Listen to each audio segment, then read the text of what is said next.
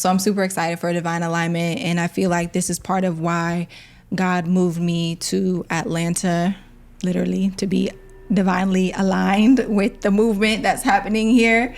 And I'm starting to see my why, which is really exciting because last year it was really hard for me to understand why I had left my old timeline and why I was here. But now with all of the wonderful things that we're collaborating on, I'm starting to see how we're building the kingdom, and divine alignment is kingdom work.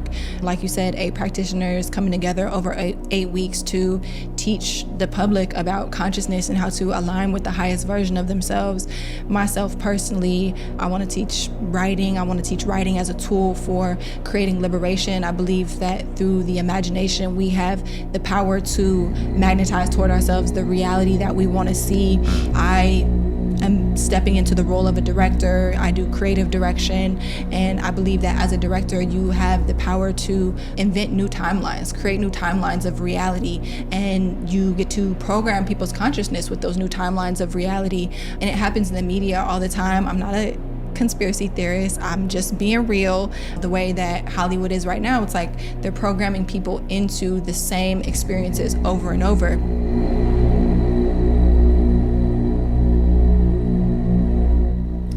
All right, so we are back with another episode of the Dharma Glow podcast. I'm here with my new friend, Ebonee Davis. Welcome. Thank you for having me. Look at this coat. I think we couldn't go any further without peeping that coat. That's fire. I had to show up looking right, representing. Ebonee and I have become fast friends over the last few weeks, really since New Year's. I guess we first connected at the Glow Up event on 11/11. And it's interesting because I had just come across her Instagram page a couple of days before that. Or that was a couple of days before New Year's. But she came to the Glow Up event on 11/11. How was your experience? It was incredible, life-changing. The skills that I picked up on that day have stuck with me to this day and have really just grounded me and anchored me into this new timeline that I feel like I'm fully embodying now. So I would say that the 11/11 event was definitely a portal into this new reality, one in which we are homies, and I'm absolutely loving it. Yes, I love that. And she was already on that healing journey. When did you publish your book? I published my book in 2023, 10/10/23, but some of the oldest parts of my book are from 2016. So I've consciously, intentionally been on my journey since 2016. And we're definitely going to get more into the book in a little bit, but she had already been on her journey. She had already been doing some healing work, and I guess she picked up some extra tools at the Glow Up to further enhance it. And I think one of those was breath work, which is the most powerful yogic tool that I know and use in my personal journey. And we'll also go more into that. But we didn't actually connect then, even though she was there, because there's so much going on at those experiences. But we were both at Tony Jones's New Year's Eve event, and she came up and introduced herself, and she was like, hey, like, you're Dijon. I know you put on this event. I went. It was cool. And she just has a very strong presence. And I was like, okay, this is somebody to know. And I was like, wait, I just saw you on Instagram a couple of days ago. Like, I like your style. I like your photography, your aesthetic, your writing. So we started collaborating, and it's been pretty epic so far. Yeah, it's been a little bit over a month now, and I'm just grateful for the creative vibes, the creative energy, and I'm excited to see what's coming. There's a lot in the works. Yeah. I know some about Ebonee. I've started reading her book. You're an amazing writer. Thank you. If you don't have a copy of Daughter yet, I highly recommend copying one, and we'll put the description or the notes for that in the description of this podcast. But I want to give y'all a chance to get to know Ebonee in the way that I know her, and maybe even deeper on this podcast. So if you want to just start, I like to give people 3 minutes and 33 seconds to go from birth to now, and then we dive in deeper to specific parts. Okay. Let me try to get it all in.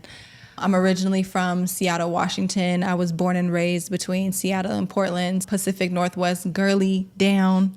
I faced some hardship coming up. Both of my parents were drug addicted at the time when I was born. And so that led to quite a bit of turmoil and turbulence in the way that I was raised. My dad went to rehab when I was 4 years old. And so I went to go live with him. And as I've gone on this wellness healing journey, I've realized that's when my first wound of abandonment was formed because I was taken away from my mother and sister for the better, right? And because of the love of my father. And so I give him credit and grace and thanks. There's just been these pivotal moments throughout my life in childhood that have really informed the way that my journey has unfolded, both my journey before healing and intentionally coming into consciousness and then after. I lived with my dad for about 9 years. He ended up losing the house that we were living in. The economy was collapsing. This was like right before everybody lost their things. This was like 2006.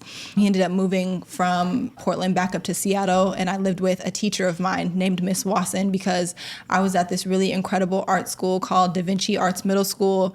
I wanted to stay there for 8th grade. After being so just closed off and quiet and shy, I began to blossom, and I found my love of writing and my love of speaking and acting and poetry and just all of these things. She introduced me to Def Poetry Jam, and I was just like, I'm a poet, which came back around later after suppressing it a little bit. I got to high school after that 8th grade year. I went to go live with my mom for high school. I was meant to go live back with my dad, but I ended up living with my mom, which caused a little bit of a rift between me and my dad. And she was dealing with her stuff still. And just a lot of stuff in high school that really, again, informed my healing journey that would happen and unfold later. I went to the University of Washington for 2 semesters. Before that, I actually auditioned for America's Next Top Model, and I made it on the show. It's a show that I grew up watching, and I was like, I'm going to be on here one day. So little did I know that I was a master manifester and that God had a very big plan for my life very early on. I did make it on the show. And so when I got back and I went to UW for those 2 semesters, I was like, I actually want to move to New York and pursue a full-time modeling career. Lots of rejection, self-esteem issues and things like that, just because at the time the industry was not open to a variety of different types of beauty. It was very standard, cookie cutter, singular idea, Eurocentric beauty standards. And I faced a lot of rejection, and that took a toll. But 2015 came, and on Instagram there was this natural hair community that started to emerge, and I was like, I don't know what it was inside of me. God, my little guiding light, my intuition, the Holy Spirit was like, I need to start wearing my hair natural because this is a way that I can begin to reclaim my autonomy. And so I began wearing my hair natural, and that's what really started my healing journey, because it made me begin to question my programming from society, from my parents. Like, if I believed for 24 years at the time that I was not good enough with my natural hair, then what other limiting beliefs were preventing me from ascending into the highest version of myself? And so it went beyond hair and beauty standards into a whole just questioning of the programming. What expired programs was I running on that was keeping me from actually evolving into the highest expression of myself? And so from 2016 up until now, I've really just been on this consciousness journey. I've done a TED Talk, I wrote a book, I've done some amazing things, but all in all, I feel like the best has yet to come. I'm really just getting started. That's so powerful. I don't know if that was 3 minutes. Hopefully it felt longer. It was exactly 3 minutes and 33 seconds. Okay, perfect. That's a really powerful journey. Thank you for sharing. And I'm curious, with both your parents being addicted to drugs, and it sounds like a lot of maybe not the most stable environment growing up, what was your source of strength or stability? Did you have grandparents, or was it internal, or how were you able to have the confidence to pursue your dreams with the passion that you did? Yeah, I actually did have really amazing grandmothers, Lala and Nana. And it's funny because they are both Buddhists, and I feel like that really informed my open-mindedness around spirituality, because they were the matriarchs of my family, and they practiced these religions that were outside of what typically like the African American family would practice, which would be Christianity. Granted, I did practice Christianity. I was in and out of the church growing up, and I loved it. Like, I always loved God. I think that's always been a part of my personality. Even when there were times when I was living with my dad and he didn't feel like getting up and going to church because he was dealing with whatever he was dealing with, I was like, I'm going to church. One of the other ladies from the church would pick me up and take me to church because I was like, I need to go to church. I write about it in my book. Like, I always loved being in that environment. But again, back to my grandmothers, I think they really helped to just open my mind and the possibilities around spirituality and what that could look like for me, and just the idea that I could choose for myself how to craft that journey in a way that felt resonant. That is actually really unique, because I feel like the first thing that I got into outside of Christianity was Buddhism. I read a book by the Dalai Lama and it really resonated with me. But in my experience, especially in the Black culture, it is so strongly rooted in Christianity, and more so like the further you go back. So I think it's really unique that your grandmothers, not just one, but two, were into Buddhism. And I'm curious if you know how they got connected to that tradition. I think it was just a Seattle thing. I think it was Seattle in the 80s and 90s. That way of thinking just became popularized, and it was something that they gravitated to. I know that my dad's mother specifically, I've had conversations with her around it, and she just let me know her grandmother was the best person she ever knew, right? That's what she told me. Her grandmother was the most kind-hearted, generous, loving person she ever knew. But I don't think she was baptized, is the story that she told me. And when my grandmother went and talked to the priest, the head of her church, they told her that her grandmother wouldn't go to heaven because her grandmother wasn't baptized. So at a very young age, she just had this seed of doubt and this feeling that something wasn't right. Because if the greatest person she knew, the most loving, generous, open-hearted person she knew couldn't get into heaven because they weren't baptized, it didn't align with her. And although she was raised Christian, went to a Catholic school because it provided the best education, I think she always felt like she needed to pursue her own route to spirituality. And she has also shared with me that Buddhism empowered her in a way that she felt like Christianity and Catholicism didn't, because she felt like she had 2 kids by the time she was 15 years old, and she felt like she did not have the creativity to manifest the life that she wanted, but Buddhism endowed her with this power to call things into her reality and to, in some ways, create that life that she felt like she wasn't inherently creative enough to make for herself. Wow. What a powerful, like you said, 2 kids by 15? Yes. Whew. Yeah, I know, right? Yeah, that's like some responsibility. That's some serious responsibility. Yeah. Wow. So you come from a very strong lineage. Yes. Yeah. So, you know, as you were growing up and progressing, you mentioned the artistic development and expansion in 8th grade. Was there like a specific teacher that inspired you, or was it just the interaction with the expression that kind of sparked that? Definitely. Miss Wasson, I mentioned her a little bit earlier, but she was my literary arts teacher. And she's the one I ended up living with in the 8th grade. But she was my literary arts teacher for 6th, 7th, and 8th grade. And it was this core class thing where we had all 3 years with the same literary arts teacher. But yeah, she really took an interest in me, I'd say, in a way that a lot of people hadn't prior. And I think she just saw a lot of potential in my writing abilities and helped me cultivate that. And when I think back on that 8th grade year and my dad losing his house, I think someone who maybe is not as conscious or aware might look at that as something that's tragic or something that deserves victimization, but I actually look at it as divine alignment, because I got to live in such close proximity with someone who could help me cultivate my writing skills for an entire year and help me build my confidence in that arena for an entire year. I was under her roof at home and I was under her guidance in the classroom, and so that really helps to establish me in that space. So I'm imagining that the seeing it as divine alignment is something that you can do now with a level of maturity that you have. But then, do you remember how you felt about it? Totally. I remember seeing my dad cry for the first time when he told me that he lost the house that we were living in. I remember him calling me down to the living room.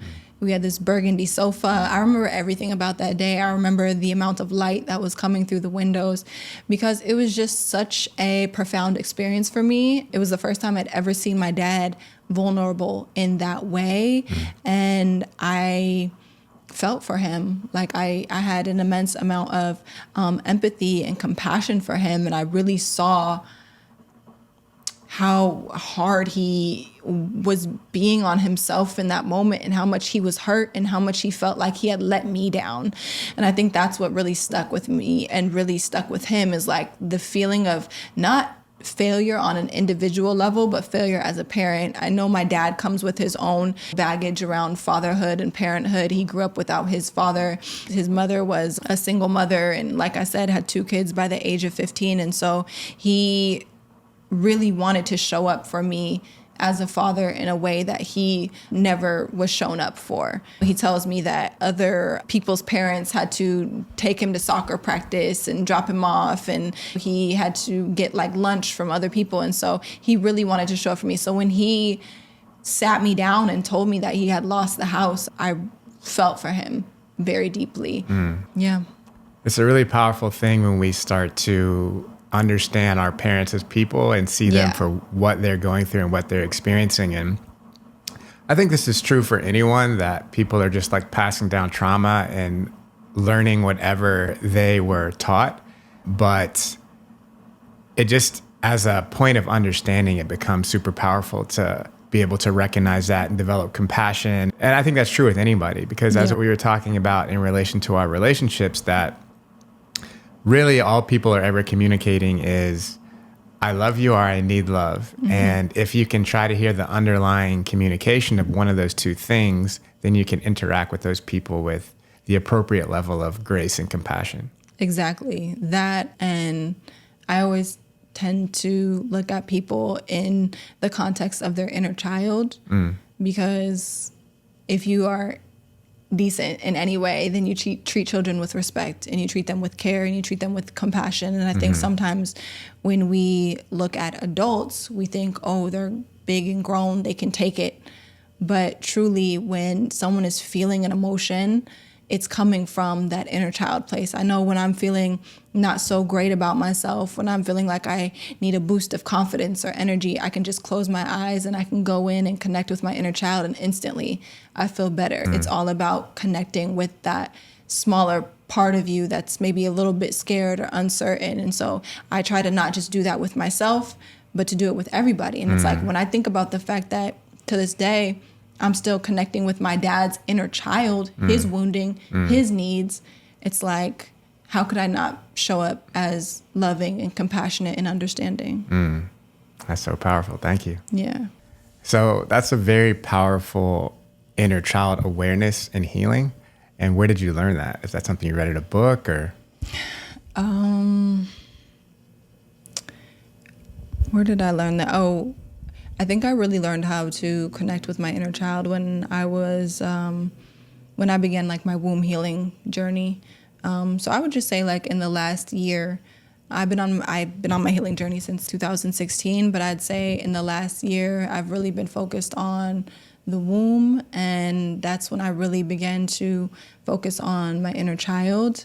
And I've really just noticed how when I prioritize her wants, needs, desires, my life just unfolds at a much smoother pace. I think before I was stuck in this like masculine energy, and it just was burning me out, and it kept me drained, and it kept me tired, and it kept me out of alignment, quite frankly, because I was rushing to get things done. I was using this force and this power unnecessarily. And instead of relying on God, I was relying on my own understanding and my own just desire to make things happen. And now I'm connected more deeply into the flow and into the desire and timing of God and my feminine energy. And I would definitely credit that to connecting with my inner child and connecting with my womb. I love that. Do you have any ways you could recommend to people of how to slow down and move at the speed of God? Ooh. So for me, if I'm being honest, I went broke. I went broke. And that is what it took to slow me down, break me down, and put me in position to actually receive more. So I left Los Angeles at the end of 2022. I was doing very well in my career. I was popping. I was doing very well in my career. I was living in Hollywood. I was driving a luxury vehicle. But I was stuck on this hamster wheel of capitalism, consumerism, needing external validation, not feeling like I was in alignment with my purpose, not feeling like I was actually living up to my full potential, not just as an entertainer, model, actor, whatever, but as a spiritual being. And I did a plant medicine journey the summer of 2022 that basically redirected my entire life. The medicine was like, in order for you to live a truly fulfilled life, you need to be, excuse me, in order to live a truly fulfilled life, you need to be grounded in nature. Atlanta is where it guided me to. My dad was already down here. He had been down here already for about 5 years at the time. And I just listened. I ended my relationship, which was very difficult. I loved that person a lot. I still love that person. They're a great person, and they held a lot of space for me and my growth and my healing and all of that. So nothing but gratitude there. But I ended my relationship. I sold my car. I left where I was living and I moved to Atlanta. I moved back in with my dad after like being on my own since the age of 19 and not living with him since the age of 12. So that was another experience in and of itself.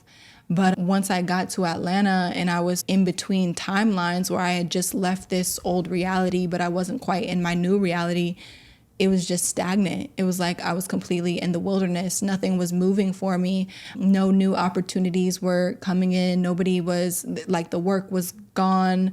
I was just stuck. And the only thing that I could do was focus on myself. And I had a little bit of a savings, but things slowly began to dry up. And I was just like, I have no idea where my support is coming from. And it just forced me to sit down and wait for God.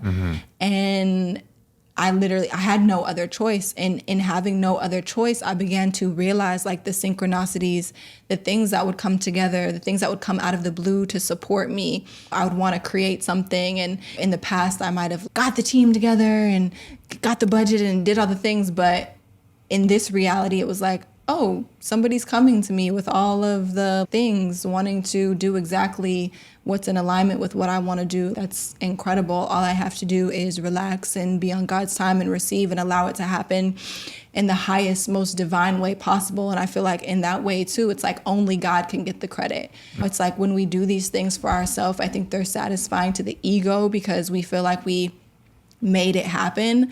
But when you're really in that slow moving feminine energy, you can only, you know that your source is God because you're so still and it's being given to you, not because of your doing, but because of who you are and the frequency that you embody. So I've just learned to embody my frequency, wake up every day and realize like the most important thing I can do sometimes is nothing. Just do what makes me feel good, because when I feel good and I vibrate high, then I become a magnet for all that I desire. Speak on it. Yeah. That's a powerful personal reminder for me. I'm Aries man and like a fire starter. Yeah. I like to get things going. It's my role in the zodiac is to create the forward momentum. So I'm always feeling that internally to, let's do this. Yeah. Which I think is an incredible strength. But I think for everybody, your greatest strength can be your greatest Achilles heel as well. So learning how to balance those energies and move from a place of being and do from a place of being and then allow things to unfold as organically as possible. And not to say that we're not taking aligned action, because sometimes spirit says, do this, right? And you can't just say, if God wanted me to have it, he would put it in my hand. It's God made fruit and all that stuff, but you still have to harvest it. Peel it. There is some efforting involved, right? Yeah. So it's learning how to find the balance between listening and taking the guidance of your intuition, but also taking aligned action and like moving on the spirit's guidance. Exactly. Exactly. Yeah, and I feel like we're aligned in our awareness and desire to stay refined in that. And that's why I'm very excited about some co-creations that we have brewing up. Yes. And one is that you will also be participating at the Glow Up this year, sharing some poetry and maybe even some music that we've been working on. Yeah, I think that was a big part of the quantum leap that I took last year while I was in that stillness, is being able to truly own my gifts and talents as a poet and to step outside of the scope and realm of relying on modeling as my primary source of income and my primary source of how I see myself in the world, more importantly, because I do have so many gifts and talents, and they are things that are truly God-given that nobody can take away from me. There's no gatekeeping, there's no door opening or door closing as there is in the modeling industry. These are things that truly originate from within. And so they are truly authentic to me and they can't be replicated. And I think that's an important thing too. That's something that I learned during quarantine and the pandemic, because I learned so much about myself during that time. But before I learned about myself, I faced a huge depression because I realized, or it felt as though my identity as an individual got swallowed up into the collective consciousness. It was like all of a sudden everybody's an activist. All of a sudden everybody now has something to say, when since 2016, when I began advocating for natural hair in the fashion industry, and I did my TED Talk and lost jobs and lost money and missed out on opportunities. I really didn't miss anything, but, made sacrifices. It's like I had been making all of these sacrifices to walk an authentic path that was in integrity with my beliefs, and screaming into the void because people weren't really making the changes that needed to be made. But then all of a sudden in 2020, when the pandemic hit, and it was just like a very violent time, Breonna Taylor, and it was just like a very turbulent time. All of a sudden it was like, okay, now everybody's an activist. Everybody has something to say. My industry, the people who were once like the token people who had their foot in the door were now like, oh, I'm Black. And I'm grateful, because that is the point, right? The point is to raise the consciousness and raise the level of awareness, and to get people to have these conversations that you might just be having with yourself or with the few people around you. Like, it is incredible to witness on a global level, or at least on a national level, that people were becoming aware, but at the same time it felt like my identity had been erased, or that there was just like no acknowledgement of the work that had been done prior. And so I fell into this depression, because I was like, where do I fit into the world now? Now, if everybody's doing what I'm doing, then what makes me special? What is my purpose? Why am I here? And so there was a lot of darkness between 2020 and 2022, but it was truly a cocoon. And I feel that it was pushing me into higher levels of self-awareness and higher levels of self-expression, which is where the poetry comes in. I began writing poetry again in 2020 in the pandemic, because I wasn't on that hamster wheel of capitalism anymore with the modeling and the flying and the going place to place and showing up and being a hanger and taking on other people's visions. And so I really truly got to tap back into my authentic energy. And I just began to cultivate that part of me since then. But it took a lot of overcoming fear. It took a lot of being brave, because with modeling, it was like I'm taking on somebody else's vision. And I've also always felt that who I am as a physical being is the least of who I am. Like, it's not really hard for me to share that with the world, because I don't even truly identify with it. Maybe it's some Scorpio shit, I don't know, but like my vessel, I love myself, I honor myself, I see myself as sacred. I know this is my temple and this is my sanctuary, and I take very great care of myself, but I truly identify more deeply with who I am on a spiritual level. And so with the poetry, it's like, this is me revealing my spirit to the world, and that just felt a lot more vulnerable to me. So it took a lot of overcoming. In 2023, I released my book, I released my EP. And for me, that was just like the opening of the butterfly wings after going through this period of darkness and depression and confusion, which was truly just a quantum leap into alignment with my purpose in the world. I love that.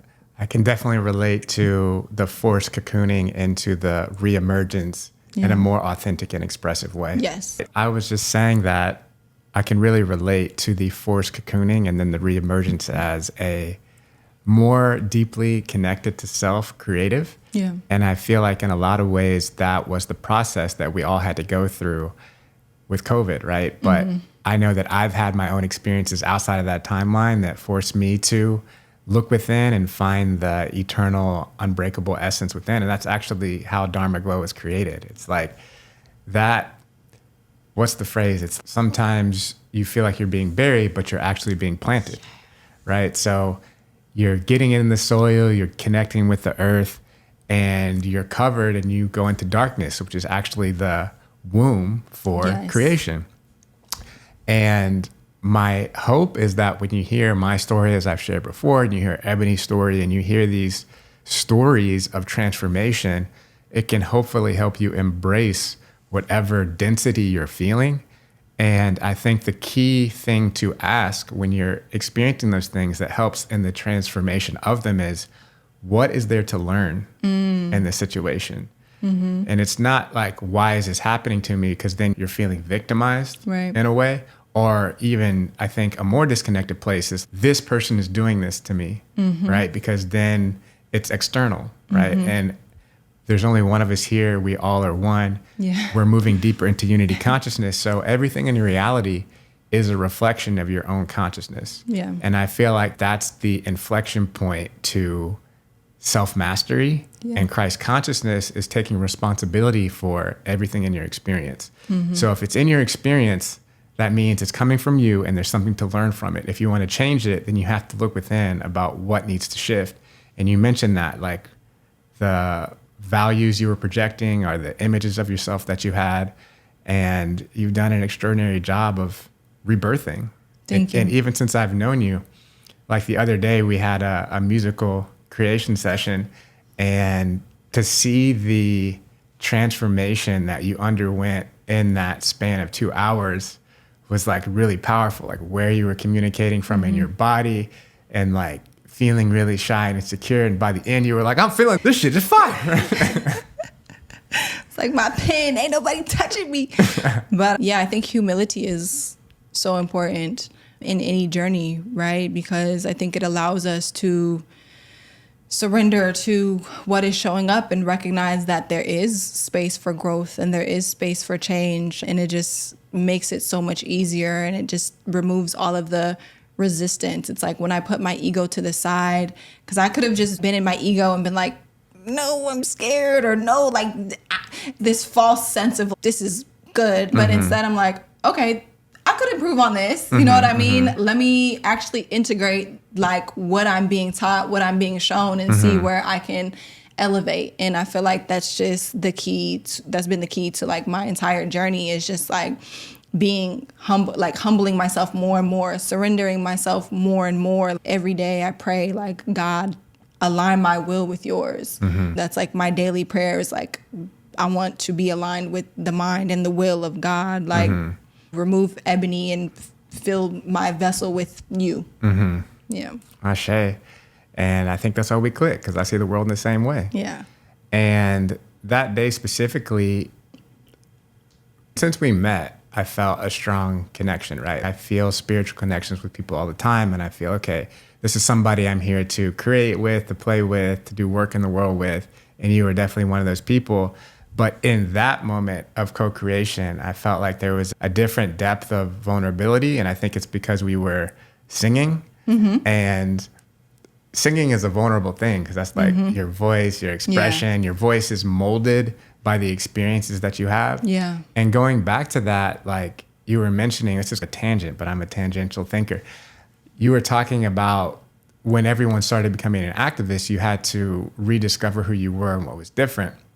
And I think that's an important process for everybody to go through. But even if you're doing the same thing as everyone else, you're not doing it the same way. Right. Right. That's the easiest way to think about that is a cover song. It could be the same song, but done your way with your expressive energy and your authenticity in it. So that's just something to remember for all of us, that no matter what you're doing, you can always put your creative spark onto it. And my personal experience with you creating that day was very inspiring, because I like observe the way you were interacting with yourself and the way you were receiving my guidance or perspective on what you were sharing.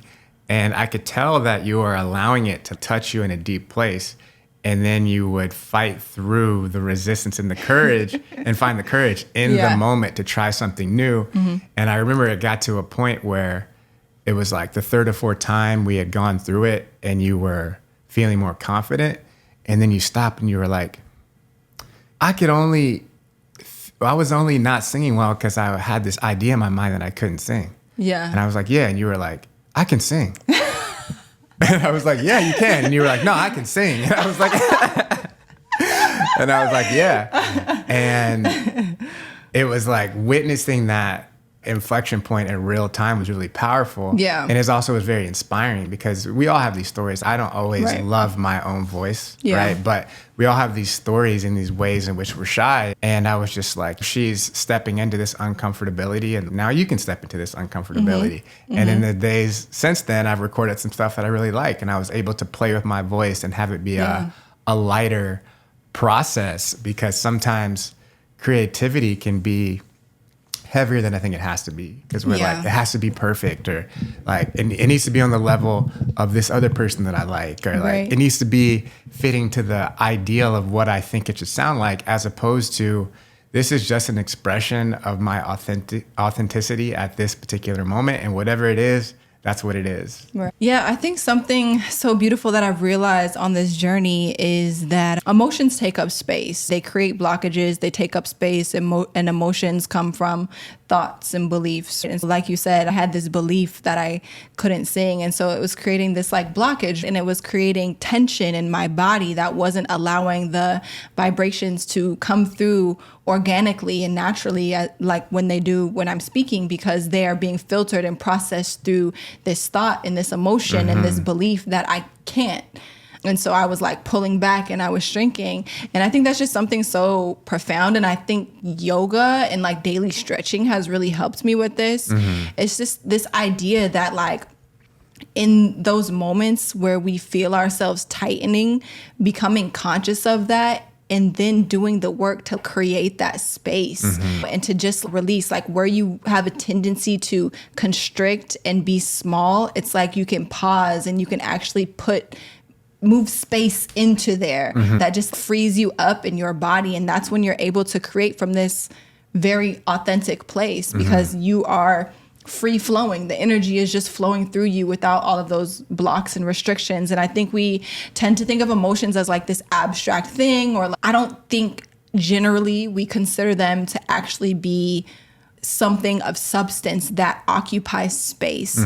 And I think if we did, we would be more conscious of the way that they arise, the way that we process them, and the way that we release them. If we thought of them as, I think of them as like Legos, right? Where it's, I have this emotion, and if I don't do something with it, then it goes and sits on the other Lego. And then I have this other emotion, and then it goes and sits on the other Lego. And now I have this huge blockage, this huge thing that's preventing me from being able to express myself organically. And I think that's where a lot of sickness comes from in the body too, is because now you have this structure that's not you. It's the Legos that have built over the years that are occupying space in your vessel. But if you can take those moments to intentionally bring awareness to those feelings, then you can create space in the body again and free yourself from those emotions. 100%. I have a friend I know that survived her cancer journey. And she basically expressed to me that cancer obviously has like a physical component, but the physical comes after the spiritual and energetic. So she was saying on an energetic level, cancer is related to resentment. And people that are holding on to a lot of resentment, it starts to create cancer in the body because that energy, emotion that's supposed to be energy and motion becomes stagnant. And anything that becomes stagnant becomes unhealthy. Like even if water can't flow, like it'll become rancid. So we are allowing the energy to keep flowing. And one of those ways is to do the song that I mentioned that we were working on together, which is called 1 + 1 = 3, something to touch your heart. For the lovers. For the lovers. and get the energy flowing. So I'm very excited about that. Yeah, I'm excited about that too. When I started the womb healing journey, that was like a big part of what we were learning. So many Black women in particular suffer from fibroids, PCOS, infertility, and it all comes from the emotion that is trapped in the womb because we have been through hundreds of years of oppression, coming through slavery, having our bodies systematically destroyed and holding in all of the emotion, not just from the physical oppression, but from the emotional things that have come up that our grandparents and great-grandparents haven't had the opportunity to express. We hold all of that in our womb, and that's our center of creativity. And so in doing the womb work, it's like you're intentionally clearing that, because when you have a clear womb space, then you also have a clear space to create the reality that you want to dwell in. And I truly believe that as Black women, we truly have the power to generate the reality of the experience that everyone is having through our wombs. You know, we give life, and I'm gonna just say it, we are the OGs. Like, we are the OG life bringers. Life originated in Africa. And so I think it's so important that we take that time, spend that time with ourselves to clear those stagnant energies and patterns and emotions so that we can birth a new world. And shout out to Queen Afua too, because she taught me a lot of what I know in regards to that. So if you have the opportunity to look into her work, I suggest you do it. Get a copy of Sacred Woman and it'll change your life. Yeah, she is an incredibly powerful healer and teacher, and she's been doing it for decades. And how old are you right now? I'm 31. 31. And in your 31 years, you've also accumulated a tremendous amount of wisdom. And it's just very powerful to listen to you talk about you transmuting your traumas into triumphs. And I feel like you have a lot to share and teach other people that may be going through the same journey, whether they're older than you or not, because age isn't necessarily a barometer of someone's level of processing of their emotional experience and spiritual development. But I am very impressed by how you have bloomed. And another thing that we have that we're co-creating together is divine alignment. Yeah. So divine alignment is something we're cooking up, and it's going to be an 8-week offering featuring many different artists, healers, guides to assist the community on their deepening into self and their furthering of their creative expression. And Ebonee's going to be a part of that. So whether it's about gaining more confidence so that you can know yourself as a beautiful being, which she was able to do despite the beauty standards at the time not aligning with her natural beauty, or becoming a creator and an empowered creator to know that your story is valuable.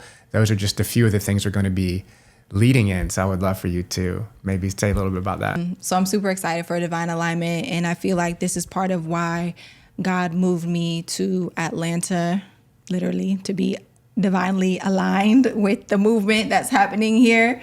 And I'm starting to see my why, which is really exciting, because last year it was really hard for me to understand why I had left my old timeline and why I was here. But now with all of the wonderful things that we're collaborating on, I'm starting to see how we're building the kingdom, and divine alignment is kingdom work. Like you said, 8 practitioners coming together over 8 weeks to teach the public about consciousness and how to align with the highest version of themselves. Myself personally, I want to teach writing. I want to teach writing as a tool for creating liberation. I believe that through the imagination, we have the power to magnetize toward ourselves the reality that we want to see. I'm stepping into the role of a director. I do creative direction. And I believe that as a director, you have the power to invent new timelines, create new timelines of reality. And you get to program people's consciousness with those new timelines of reality. And it happens in the media all the time. I'm not a conspiracy theorist. I'm just being real. The way that Hollywood is right now, it's like they're programming people into the same experiences over and over. We see the same narratives for Black people that we've seen for hundreds of years, but I want to tell different stories, and I want to teach people how to write their own legend. You know what I mean? And I'm the main character in my story. I'm the hero in my story. Like, I liken my story to Simba from The Lion King, right? Where it's like he started out as a youth. He went through this thing with his father. He became a castaway. He made some like unlikely friends, but then he was summoned back to Pride Rock to kick out the evil that had come in and stolen his territory.